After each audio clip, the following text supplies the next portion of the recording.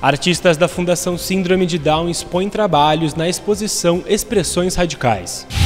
Câmara aprova de forma definitiva o projeto que trata de incentivos fiscais para o comércio e serviços na área central de Campinas. Projeto de lei estabelece incentivo ao uso de energia fotovoltaica em prédios públicos. Projeto de lei do vereador Gustavo Peta, que institui a Feira Literária Riustianas e a insere no calendário oficial de eventos do município de Campinas.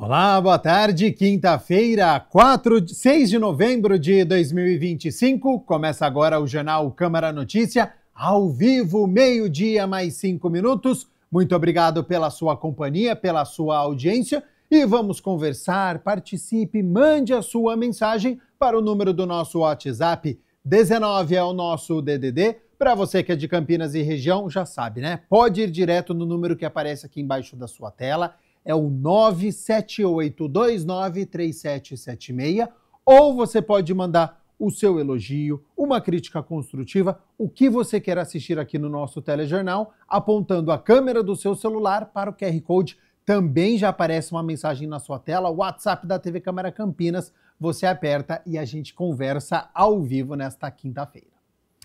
A gente abre a edição de hoje com as notícias da metrópole. Exposição Expressões Radicais celebra a pintura como um gesto de liberdade e inclusão na galeria da Fundação Síndrome de Down, aqui em Campinas. 3 artistas, 3 corpos e 3 maneiras singulares de existir e criar.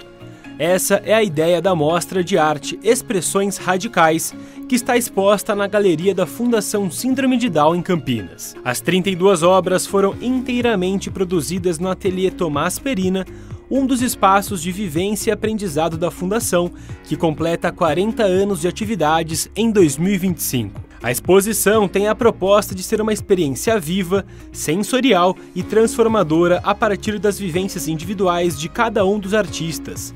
Aninha, Tristã e Pedro. Expressões Radicais a gente trouxe porque são pessoas que trabalham muito com o movimento gestual, com o corpo. Tristã é uma pessoa que pinta, por exemplo, em pé.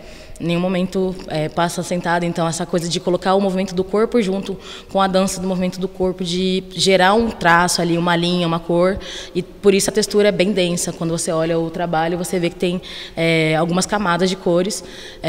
Pedro tem uma questão de produção batucando, então o lance do movimento de bateria mesmo.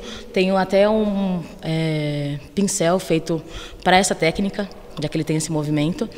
E a Ana também tinha uma produção muito extensa, assim. A Ana acabava produzindo trabalhos 3 trabalhos por dia. Agora ela tem diminuído a questão da produção por conta da linha, que ela está usando pincéis mais finos e aí fazendo traços mais refinados, mas é uma produção muito densa também. Então a gente trouxe esses artistas que transgride a produção para poder colocar nessa exposição e brincar também com a questão da raiz, de ter uma coisa muito relacionada com a sua identidade, com a sua origem, e por isso Expressões Radicais. A exposição busca valorizar a pintura como força vital e transgressora, destacando o uso de cores intensas, massas de tintas e camadas de energia. A maioria dos trabalhos aqui são feitos com giz pastel oleoso, que é um material que a gente não costuma ter, por exemplo, dentro do espaço escolar. Então a gente busca também incentivar que esses materiais sejam melhores, para ter uma produção mais refinada e também trazer referências artísticas de outros artistas, como por exemplo aqui tem uma releitura do Van Gogh, uma referência como o Tadaskia, Jader Isbell, que são artistas contemporâneos, e também já usar o que eles têm de referência, como a tinta acrílica, que é um trabalho mais relacionado à pintura, que a gente tem costume, né, de utilizar, sei lá, no espaço escolar, o guache, e a gente apresenta a tinta acrílica, que tem um refinamento melhor. Cada um tem uma forma de se comunicar e de se expressar, e através da arte isso é possível. Então, tem pessoas que a gente atende, que são não verbais, né? Muitas vezes não conseguem no dia a dia se expressar, expor seus sentimentos, seus desejos, e através da arte eu acho que isso é possível, cada um do seu jeitinho, com a sua singularidade. Algumas pessoas que são atendidas na instituição e que participam do ateliê puderam conhecer de perto os quadros feitos pelos 3 colegas. O que você mais gostou? São todos quadros bastante coloridos, né, Alex? Colorido. E o que você mais gostou? Assim, qual que foi o que você mais gostou? Foi o quadro da Aninha, do Pedro, da Isa? O Pedro, a Aninha e ela também. Gostei. E você gosta de participar do ateliê também? Gosto. Por quê? Eu gosto de pintar. É, bonita. Vale a pena? Vai. Eu gosto de colorido diferente. Eu gosto de colorido. Eu gostei de diferente. Eu gostei diferente. Eu acho que vai muito do vínculo, né? Nessa exposição tem uma colega deles, né, que está participando dessa exposição. E acho que o vínculo criado com essa colega dá mais ainda vontade de estar nesse espaço, de apreciar uma obra que um colega fez, né? E como eles também participam desse espaço de criação, de arte, ver que é possível, nossa, está todo mundo apreciando uma obra de arte que meu colega fez, que eu fiz. Então acho que é fortalecer, né, essa autoestima deles, mostrar para eles que eles têm capacidade também. É muito gratificante ver o resultado e o avanço de cada um.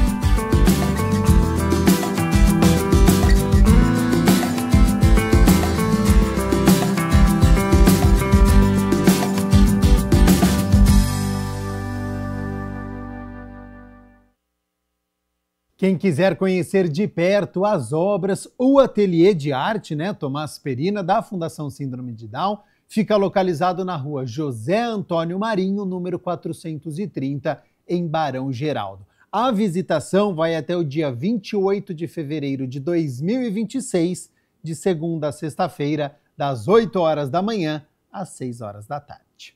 Vamos com as notícias do Legislativo, porque ontem, durante quase 3 horas, os vereadores se reuniram para discutir e votar 8 projetos. A Mirna Abreu acompanhou tudo e traz agora as informações. Seja bem-vinda e boa tarde, Mirna. Boa tarde, Gabriel. Boa tarde a você que nos assiste. Os vereadores aprovaram na noite desta quarta-feira, de forma definitiva, o projeto que atualiza a Lei de 2023, que criou o Procentro, que é o Programa de Incentivos Fiscais da Área Central. E o vereador Carlinhos Camelô, que é o presidente da Frente Parlamentar de Revitalização do Centro da Cidade, falou sobre a importância deste projeto. Muitas pessoas têm um sonho de ter um comércio no centro da cidade e agora nós temos um projeto que vai abaixar através do ISSQN, vai abaixar 3,5%, depois 2%, depois vai indo. Mas é um incentivo e é um começo para que as pessoas voltem para o centro e mostrem seu comércio, montem seu comércio e dê emprego, gera renda e torne a voltar ao centro como nós queremos ele. Também foi aprovado de forma definitiva o projeto que trata da atualização da lei que criou a Fundação José Pedro de Oliveira e criou uma reserva florestal. Lembrando que a Fundação ela é gestora da Mata Santa Genebra, em Campinas. O presidente da Comissão de Meio Ambiente da Câmara, o vereador Luiz Iabico, falou sobre a proposta. Essa nova lei de hoje que estamos votando vai reforçar a proteção da Mata Santa Genebra. Reforçar os investimentos na Mata Santa Genebra, proporcionando aí doações, acordos, dinheiro de acordos, recursos de uso de imagem ou de espaço da área protegida, dinheiro de multas por danos ao meio ambiente, oferecer cursos, treinamentos e consultorias. E o Conselho Fiscal, que é novidade, tem que ser criada para proteger a mata no quesito orçamento. Também de forma definitiva, a Câmara aprovou o projeto de autoria do vereador Paulo Haddad, que trata da proibição da comercialização e também da administração de medicamentos inibidores do estro, são medicamentos anti-sil. O autor da proposta também falou da importância dessa medida em Campinas. Ele é importante no que diz respeito ao uso indiscriminado dessa medicação, que é um hormônio, né, anti-sil, para que os gatos e as cachorras, as fêmeas de cachorro, elas recebam essa medicação para que elas não entrem no cio e eventualmente venham a ficar prenhas e ter aí né, alguns filhotes que seria indesejável, né, para o tutor ou para a pessoa que é o dono do animal. Então, qual o método contraceptivo mais eficaz? É você aderir a essas campanhas de castração, que Campinas tem o castramóvel, né, hora ou outra ele se faz presente em algumas localidades, isso é avisado, né, com certa antecedência. Então, esse é o método mais eficaz.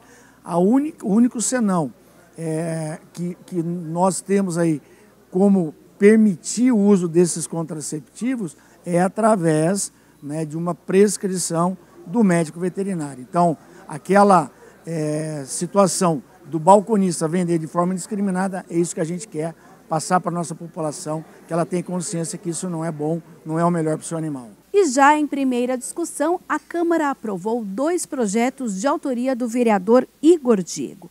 Um cria o Programa Municipal de Prevenção e Combate à Obesidade.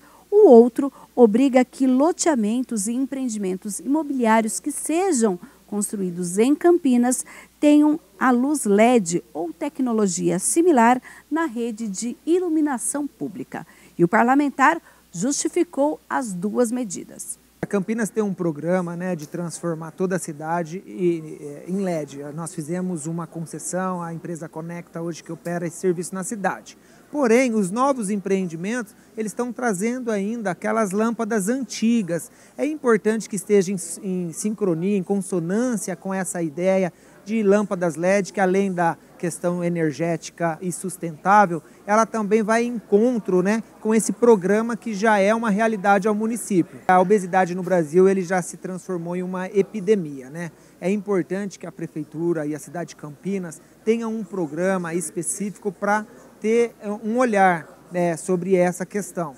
É importante também ressaltar que, por exemplo, o medicamento como o Ozempic, no próximo ano, já é feito a quebra dessa patente, ou seja, o SUS já pode fazer a aquisição para entregar dentro de um programa com acompanhamento. Mas isso é importante que esse programa esteja ativo aqui no município. Então, o projeto tem essa finalidade. As 2 propostas vão passar pelas comissões de mérito antes de voltar aqui ao plenário para ser analisada em segunda discussão.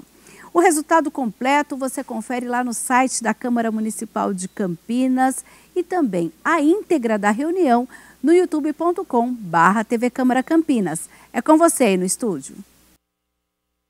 Obrigado, Mina Abreu, pelas informações. A gente segue aqui com as notícias do Legislativo, porque a primeira parte da reunião ordinária de número 67 debateu a reestruturação da carreira de pesquisador científico em São Paulo. O debate presidido pela vereadora Fernanda Souto teve como objetivo apontar questionamentos sobre o projeto de lei complementar da LESP, que propõe a reestruturação da carreira de pesquisador científico e barrar a evolução do projeto que já foi sancionado pelo governador do estado de São Paulo. Na verdade, é um projeto de desestruturação dessas carreiras, ataca a estabilidade desses servidores e servidoras da pesquisa, ataca os investimentos e a autonomia dos institutos públicos de pesquisa e, infelizmente, foi sancionado. Agora ele deixou de ser um projeto de lei complementar e se tornou uma lei 1435 de 2025, e vai trazer muitos prejuízos para a ciência, a tecnologia, a produção independente de ciência no estado de São Paulo. Então, esse debate foi para a gente apresentar alguns dos principais pontos problemáticos desse projeto de lei. Foi feita uma mobilização intensa da categoria junto de entidades representativas como a Associação dos Pesquisadores Científicos do Estado de São Paulo. Foi realizada uma mobilização intensa da categoria junto de entidades representativas como a Associação dos Pesquisadores Científicos do Estado de São Paulo e também do Sindicato dos Trabalhadores de Pesquisa e Ciência e Tecnologia. A proposta gerou críticas de pesquisadores que alegam que ela precariza a carreira, podendo desestimular a permanência de talentos. Para mim é uma coisa muito grave, a gente no SINDPq ficou bastante preocupado. Isso tem uma característica mesmo de fazer com que os institutos públicos de pesquisa, as universidades públicas, percam a autonomia. A gente viu isso, esse movimento já na época do Dória, com a CPI, a LESP fazendo a CPI das universidades públicas. É uma tentativa de de fazer com que esses centros de pesquisa, esses centros de contestação, sejam destruídos, sejam desmembrados para que eles possam controlar corações e mentes lá dentro, o que se produz de pesquisa, o que se produz de conhecimento. O projeto propõe criação de 6 níveis e 3 categorias para a carreira de pesquisador científico, jornada de trabalho de 40 a 44 horas semanais, sob regime de dedicação exclusiva, critérios objetivos para progressão de carreira baseados em desempenho e mérito, e criação de uma comissão permanente de avaliação para garantir a transparência nas promoções. Existe uma insatisfação e uma revolta generalizada na categoria. Por exemplo, esse projeto prevê o fim da dedicação exclusiva dos pesquisadores, pode congelar a remuneração, diminuir salários, além de causar um desequilíbrio entre os pesquisadores da ativa e aposentados e, de forma muito grave, pode interferir na autonomia dos pesquisadores e dos institutos públicos de pesquisa. 12:00 mais 20 minutos. Muito obrigado pela sua companhia, pela sua audiência. Estamos ao vivo nesta quinta-feira. A gente segue aqui com as notícias do Legislativo, agora com um projeto de lei de autoria do vereador Ailton da Farmácia, que contempla uma das ações da Agenda de Desenvolvimento Sustentável da ONU, a Organização das Nações Unidas, e tem como objetivo diminuir os impactos do aquecimento global. O projeto de lei do vereador Ailton da Farmácia visa incentivar a utilização de energia renovável pelos edifícios públicos da cidade. A ideia desse projeto é uma ideia de colher a energia solar, é uma energia limpa, e hoje nós precisamos e muito disso. No nosso país vai ter agora, há poucos dias, vai ter a COP30, e a sustentabilidade tanto do nosso país, do nosso Brasil. E assim, esse projeto traz limpeza, energia que ela não traz danos nenhum, ela traz benefícios para o meio ambiente, para o planeta. Pensando nos prédios públicos, o projeto de lei visa a diminuição de gastos a partir da criação da própria energia. Hoje, o nosso município, muitas pessoas elas já têm essa energia nas próprias casas dela. E por que não o município fazer as repartições públicas do nosso município? Fazer porque é uma energia totalmente gratuita, totalmente limpa, é uma energia que traz como é que fala assim, para o meio ambiente, o futuro é esse, ele chegou. E nosso município também está no futuro, nós temos que aproveitar essa energia limpa que vem do sol. O projeto de iniciativa inédita prevê também economia para os cofres públicos. E nós sabemos hoje que essa economia, o excedente, até tem muitas pessoas hoje que ela consegue passar para uma outra moradia dela, e eu quero que aconteça isso no nosso município. Porque, como eu disse, está tendo a COP30, vai ter a COP30 no nosso país, mais um motivo, né, para a gente pedir para os vereadores aqui apoiar esse projeto. É um projeto que só traz benefícios. Projeto de lei de autoria do vereador Gustavo Peta quer instituir a Feira Literária Riustianas e inserir no calendário oficial do município de Campinas, com o objetivo de divulgar o legado da autora e promover a cultura artística no município. O projeto de lei ordinária de autoria do vereador Gustavo Peta tem como objetivo instituir a Feira Literária Riustianas no calendário oficial de eventos de Campinas, a ser realizada trimestralmente. Em sua primeira edição, realizada em agosto deste ano, a feira presenteou a cidade de Campinas com reabertura da Casa do Sol, moradia e residência artística da escritora Hilda Hilst, após as obras de restauro deste patrimônio campineiro. No momento da sua devolução à cidade, foi feito junto com uma feira literária Riustianas, que é uma feira que pretende promover literatura, debates, reflexões, né? Uma feira também de livro, e foi um evento muito marcante na cidade.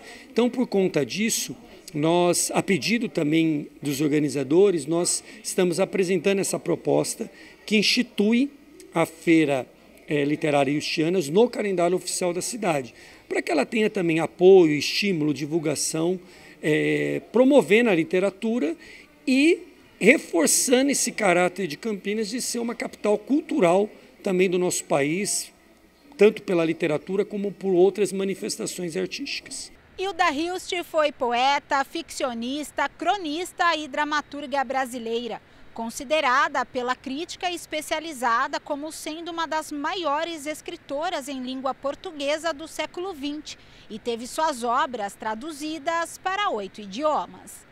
A Feira Literária Hilstianas se mostra como uma iniciativa que garante acesso à literatura, cultura, música e arte de forma gratuita para a população de Campinas e toda a região. Um esforço de divulgar o legado da Hilda Hilst, que é uma escritora realmente muito importante do Brasil, né, reconhecida internacionalmente. Então a feira também tem essa importância e, ao mesmo tempo, de promover outros autores, reflexões, debates, nesse estilo, vamos dizer assim, como acontece em Paraty todos os anos, promovendo a literatura e as diversas artes na nossa cidade e no nosso país. Projeto protocolado aqui na Câmara de Campinas propõe dar à Torre do Castelo o nome oficial de Torre do Castelo Vitor Negrete. A iniciativa valoriza um dos principais símbolos da cidade e presta homenagem ao montanhista e ambientalista campineiro que levou o nome de Campinas para o mundo.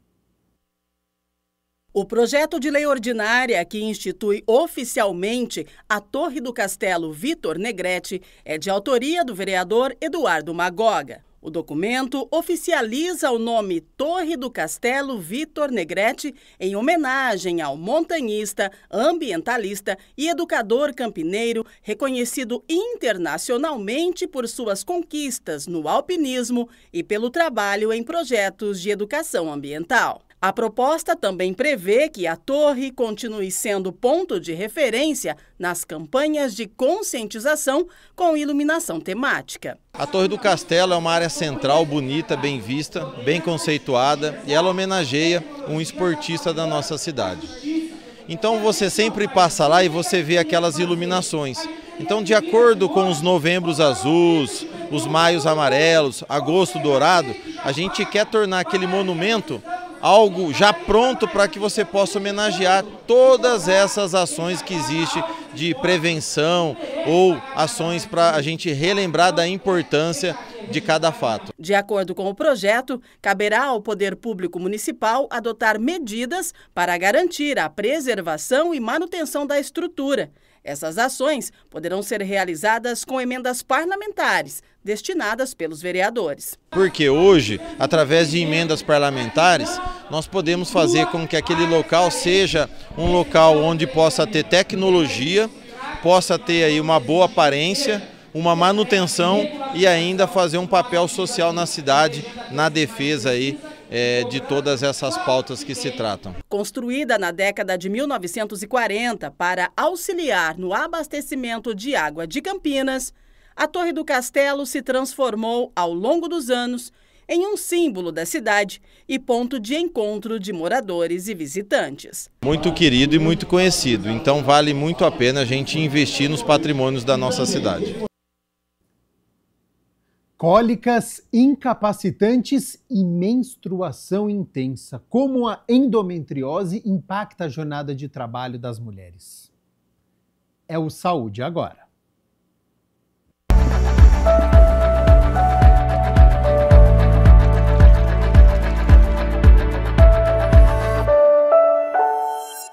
Olá, hoje no Saúde Agora vamos falar sobre a endometriose. De acordo com a Organização Mundial de Saúde, essa doença afeta aproximadamente 190 milhões de mulheres em idade reprodutiva no mundo, que corresponde a cerca de 10% desse grupo populacional. No Brasil, as estimativas apontam que cerca de 8 milhões de mulheres convivem com a doença. Nosso convidado de hoje é o ginecologista e obstetra Marcos Cherniakowski e também é diretor de comunicação da Sociedade Brasileira de Endometriose. É um prazer recebê-lo aqui no nosso bate-papo. Seja muito bem-vindo, doutor. O prazer é todo meu, Tassiane, a você e a todos os telespectadores da Câmara Campinas. Legal, doutor. Para a gente começar, então, né, esse bate-papo, o que é a endometriose? É uma doença crônica? Existem tipos diferentes de endometriose? Perfeita essa tua pergunta.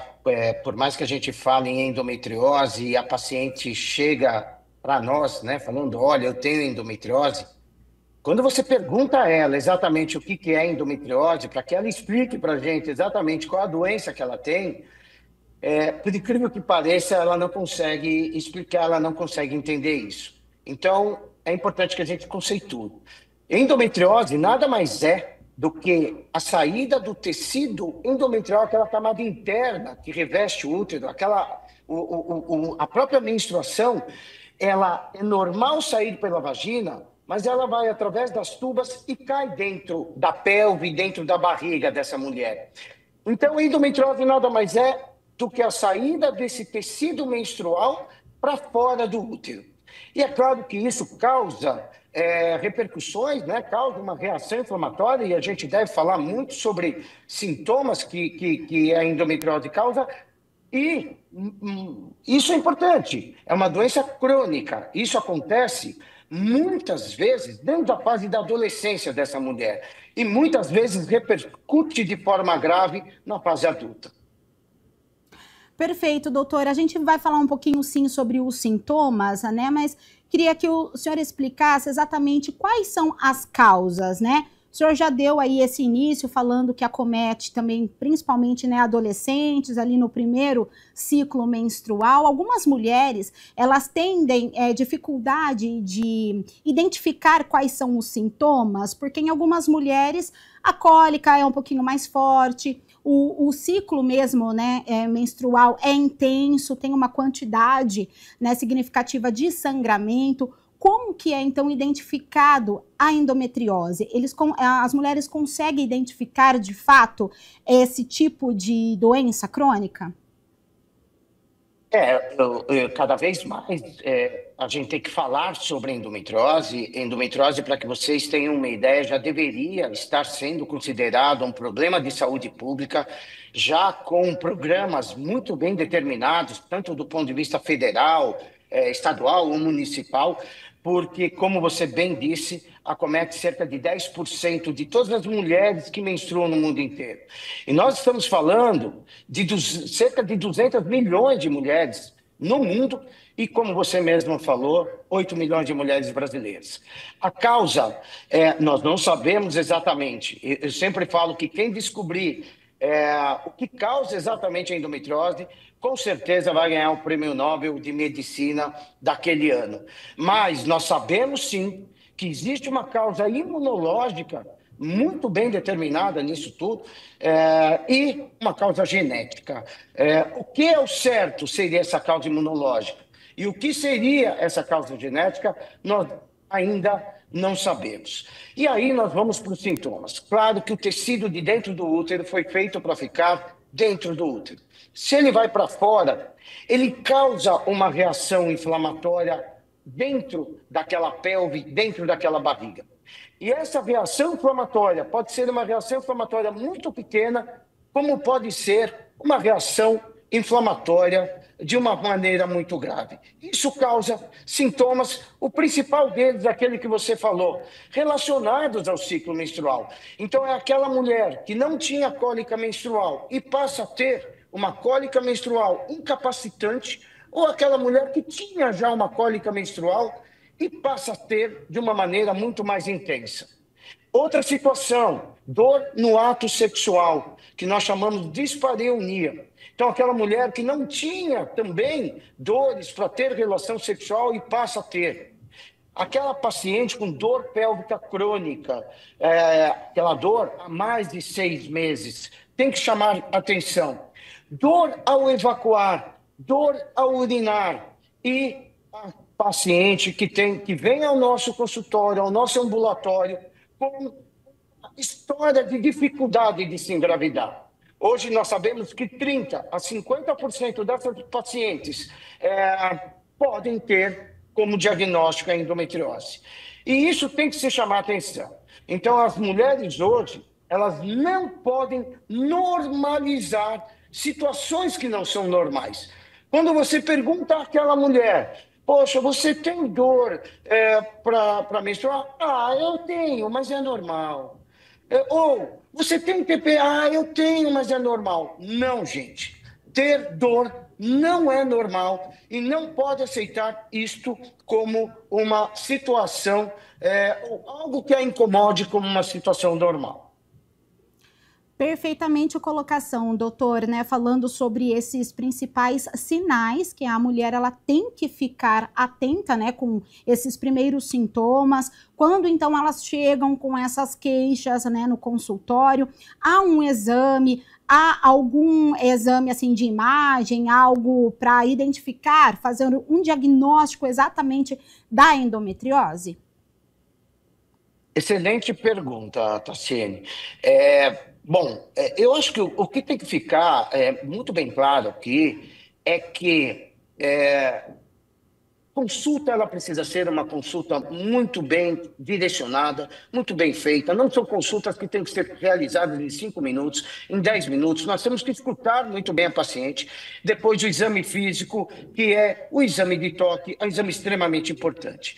Para que vocês tenham uma ideia, se eu fizer uma boa anamnese, que é uma boa história, e fizer um bom exame, que é um exame de toque, pensando exatamente na doença, eu estou diante de 70% de chance de já nessas duas situações determinar que estou diante de uma endometriose.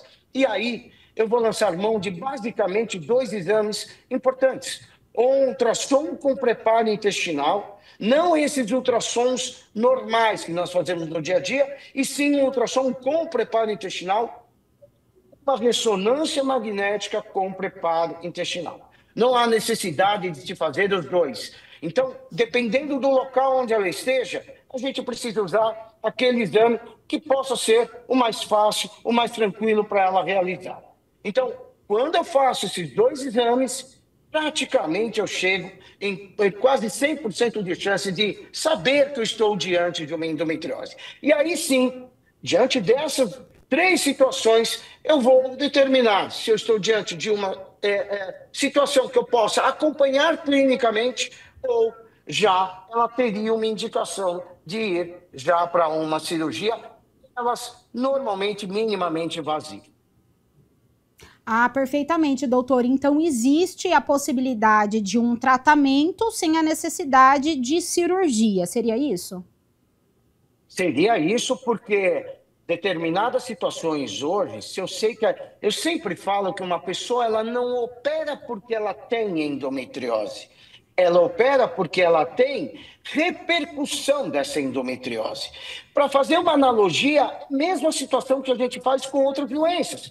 Não é porque uma paciente tem mioma uterino que ela vai operar de mioma uterino. Ela vai operar pelas repercussões que esse mioma possa dar. Então, se eu estou diante de uma endometriose, em que essa paciente não fez tratamento nenhum, como bloqueio desta menstruação.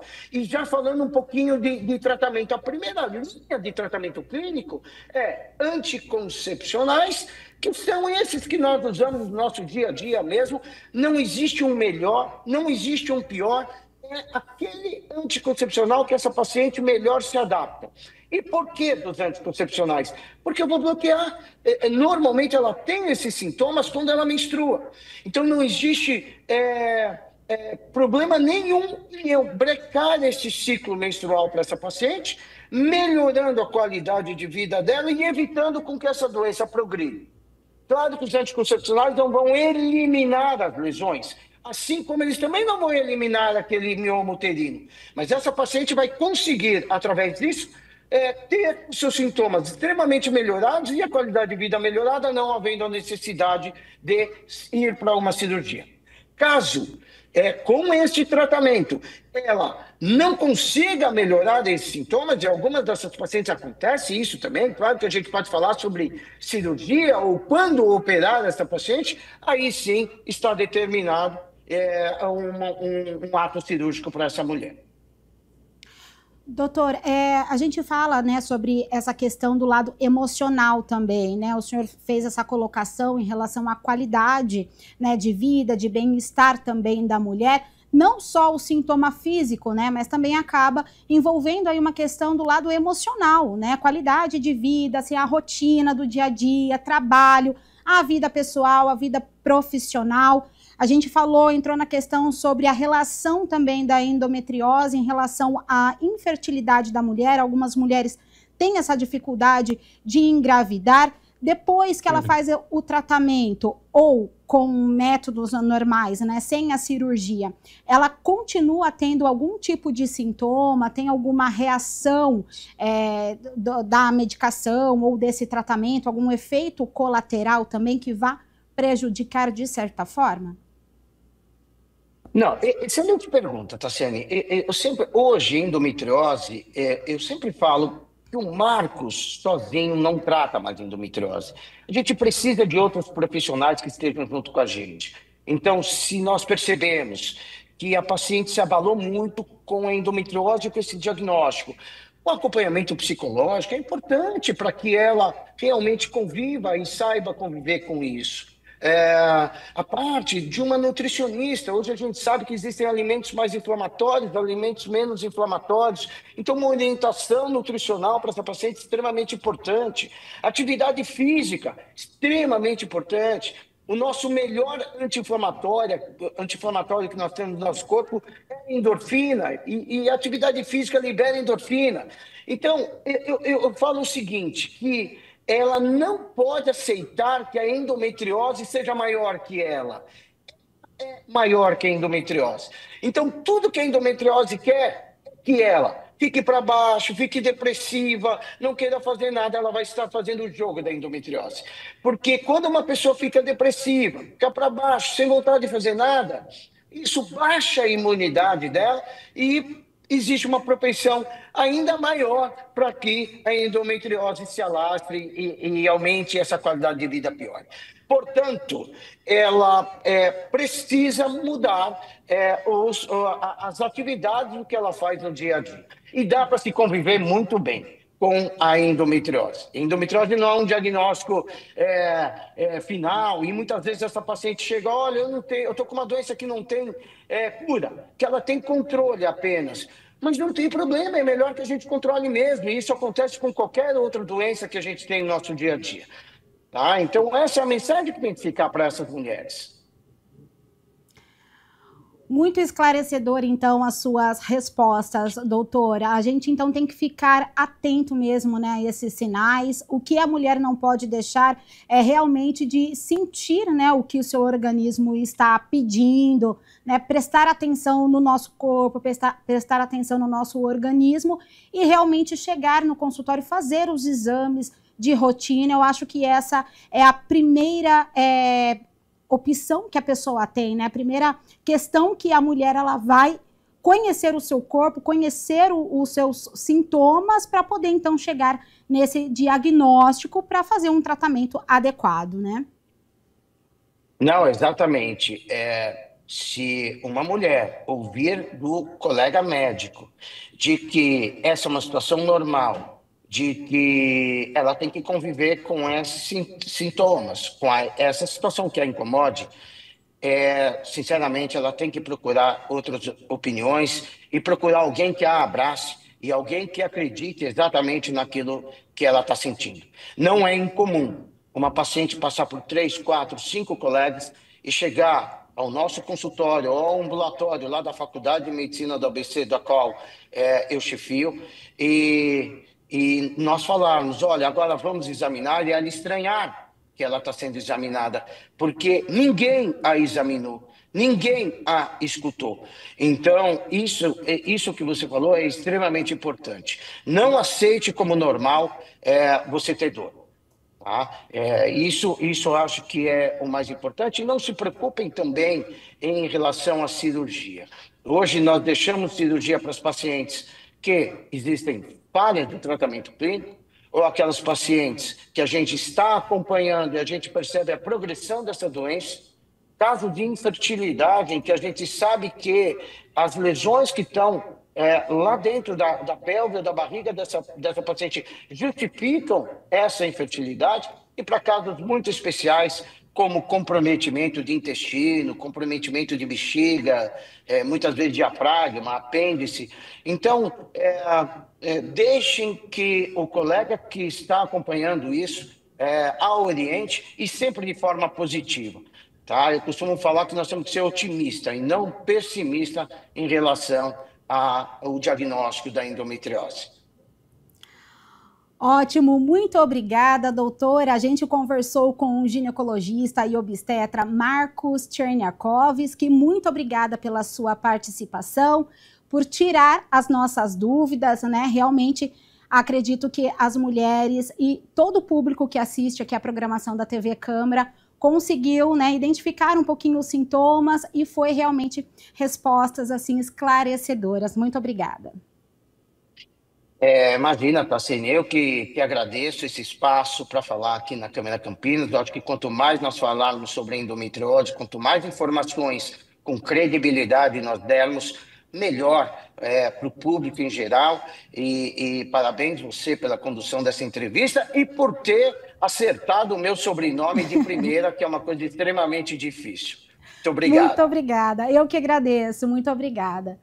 A você, obrigada também pela audiência e continuem assistindo à programação da TV Câmara Campinas. Até mais.